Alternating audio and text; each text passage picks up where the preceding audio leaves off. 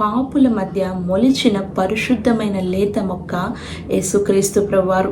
అనీతిమంతులము అక్రమకారులమైన మన మధ్య సత్పురుషుడిగా జన్మించిన లేత మొక్క యేసుక్రీస్తు ప్రభువారు. చీకటిలో జీవిస్తున్న మనకి లేదా చీకటి కమ్మిన ఈ లోకంలోనికి వెలుగుగా వచ్చిన లేత మొక్క యేసుక్రీస్తు ప్రభువారు.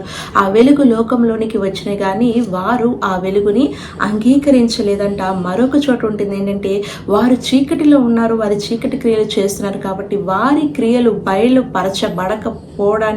బయలుపరచకుండా ఉండడం కోసం వారు వెలుగునొద్దకి రారు అని కూడా మరొక చోట రాయబడి ఉంటుందన్నమాట.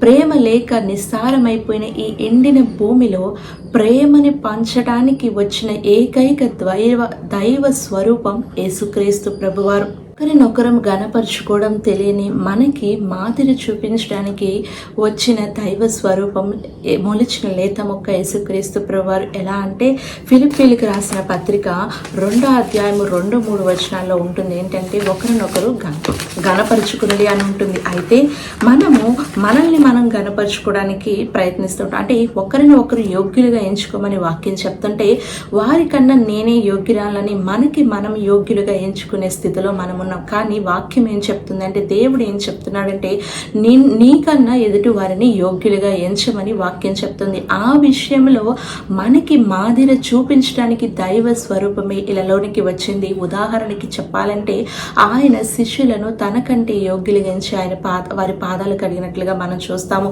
దైవమే ఇలాలోనికి వచ్చి ఆయన మన కొరకు చనిపోవడం అనేది ఒక ఎత్తు అయితే, ఆయన తాను తగ్గించుకొని మనకి మాదిరి చూపించడానికి, తనకన్నా మనము ఎదుటి వారిని మనకన్నా యోగ్యులుగా ఎంచాలన్న ఉద్దేశాన్ని మనకి మాదిరిగా చూపించడానికి